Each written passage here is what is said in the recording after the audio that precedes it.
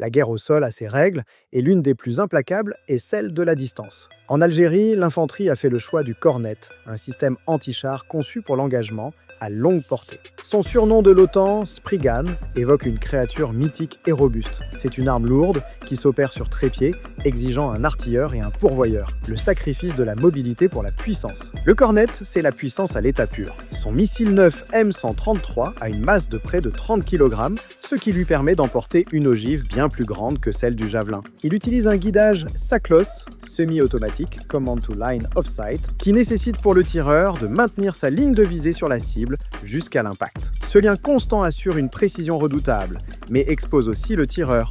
Son ogive tandem, avec une charge creuse précurseur et une charge principale, est conçue pour percer jusqu'à 1200 mm de blindage homogène après avoir vaincu le blindage réactif explosif. C'est une puissance de pénétration colossale, capable de neutraliser n'importe quel char moderne, y compris les plus récents. La force du Cornet réside également dans sa polyvalence. Il existe des versions avec des ogives thermobariques pour détruire des bunkers ou des positions fortifiées, ou des ogives anti-hélicoptères pour les cibles volantes à basse altitude. C'est un couteau suisse de l'anti-char, brutal et efficace, mais son mode de tir direct le rend vulnérable face aux tirs de riposte de l'ennemi. Au Maroc, la doctrine est différente. L'infanterie a adopté le javelin américain. C'est un système Fire and Forget où le guerrier est encouragé à se mettre à l'abri dès le tir. Le mot d'ordre est survivabilité. La technologie du javelin, c'est l'intelligence intégrée. La CLU, Command Launch Unit, est à elle seule une merveille d'ingénierie, combinant un viseur de jour et un viseur thermique de pointe,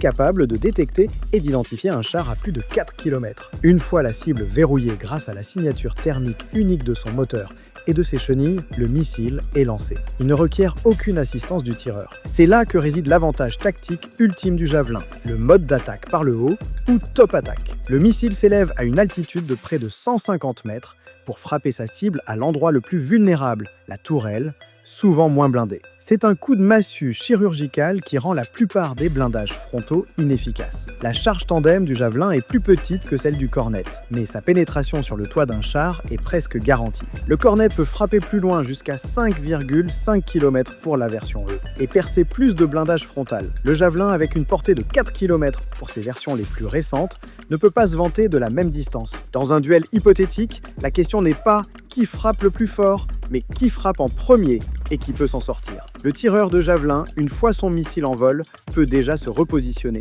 ou engager une autre cible. Le tireur de Cornet doit rester immobile, vulnérable au tir de riposte, jusqu'à l'impact. Le javelin est un choix de doctrine moderne, orienté vers le soldat individuel, l'agilité et l'utilisation de la supériorité technologique pour survivre. C'est l'aboutissement d'une philosophie qui met l'accent sur la mobilité, la discrétion et la létalité chirurgicale. Si le Cornet est une masse de destruction, le javelin est un tueur silencieux. En définitive, face aux chars les plus modernes, le javelin est souvent considéré comme le plus redoutable. Sa capacité d'attaque par le haut change la donne tactique de manière décisive et sa capacité Fire and Forget garantit la survie du combattant, un avantage qui n'a pas de prix sur le champ de bataille. Le Maroc, avec ce choix, s'est doté d'un outil qui ne se contente pas de détruire des blindés mais qui renforce la capacité de son infanterie à dominer le terrain.